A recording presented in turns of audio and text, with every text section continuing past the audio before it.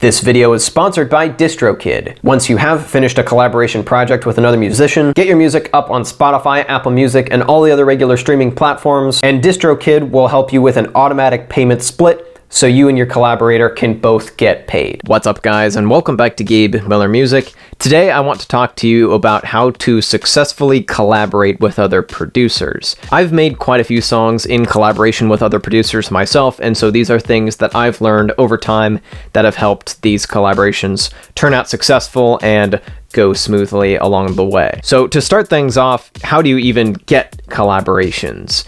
And one way to go about this that I've had work on me quite a few times is to spend some time on YouTube or Soundcloud or whatever the kids are using these days and find some producers that fit a few criteria. Obviously, you like their music, they're at a similar or slightly above skill level when compared to you, and they're at a similar or slightly above audience to you. Once you've listened to their music a bit and gotten familiar with their sound, then message them directly. Do not leave a public comment or a public tweet or anything like that asking them to collaborate. Message them directly and get right to the point in terms of, I like your music and I would like to make a song with you. This is the kind of music that I make, and here are a couple examples of what I'm capable of.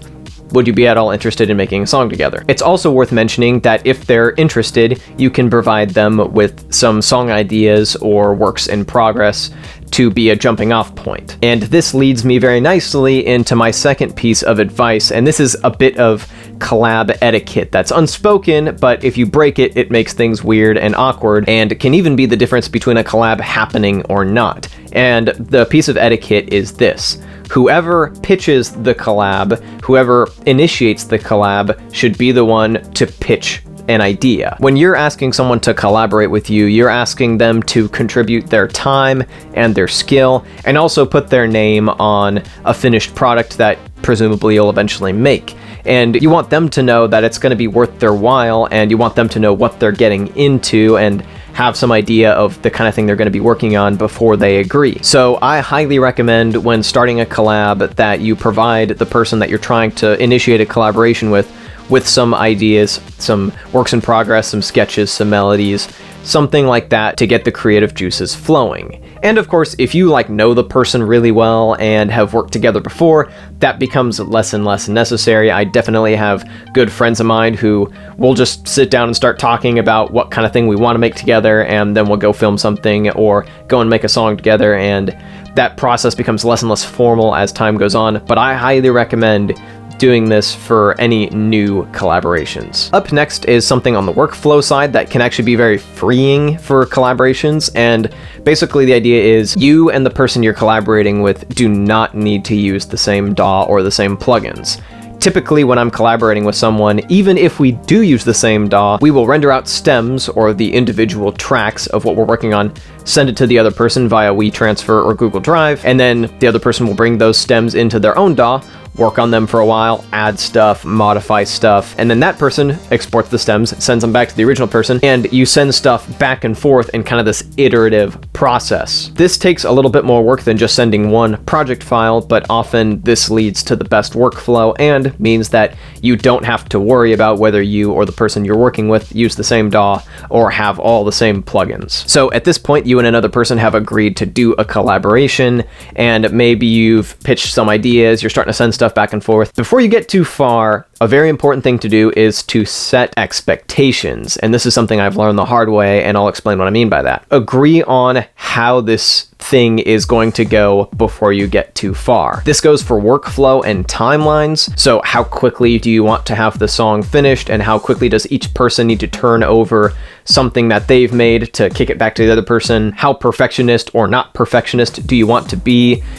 Who has what role in the song? So who's going to be in charge of arrangement? Who's going to be in charge of composition? Who's going to be in charge of mixing and mastering?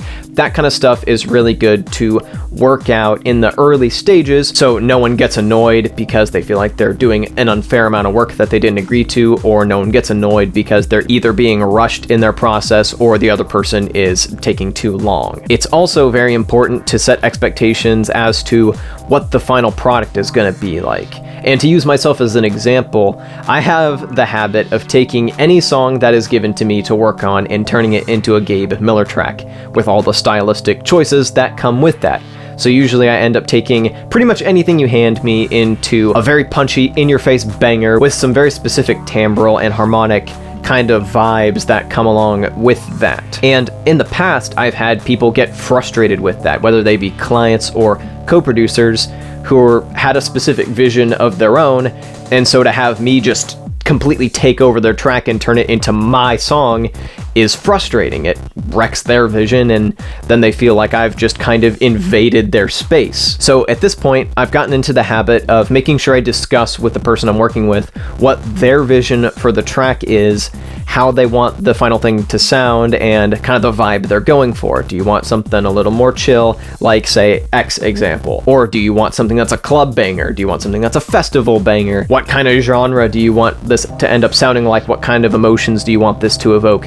That kind of thing. Talk about that early on before you start bouncing stuff back and forth, so you don't have competing visions that you end up butting heads over. And finally, my final piece of advice, which is another piece of kind of unspoken collab etiquette: once the song is finished and you've agreed upon a release date and you put that thing out, promote the hell out of each other. The two main goals of a collab should be to make something cool in a way that maybe you wouldn't have otherwise, and two, to promote each other and to expose each other to your audiences. So be a bro about it. Talk the person that you've worked with up to your audience and try to push people to their work, and hopefully they do the same. And so you leave the interaction having helped each other out and feeling good about the whole situation. One additional piece of advice for collaborating with other musicians is to get your music out there using DistroKid. DistroKid not only puts your music up on Spotify, Apple Music, and all the other regular streaming platforms, but handles automatic payment splits, so you and your collaborator can both get paid fairly and easily. This deal is made all the sweeter by the fact that DistroKid doesn't take a cut of anything that you sell.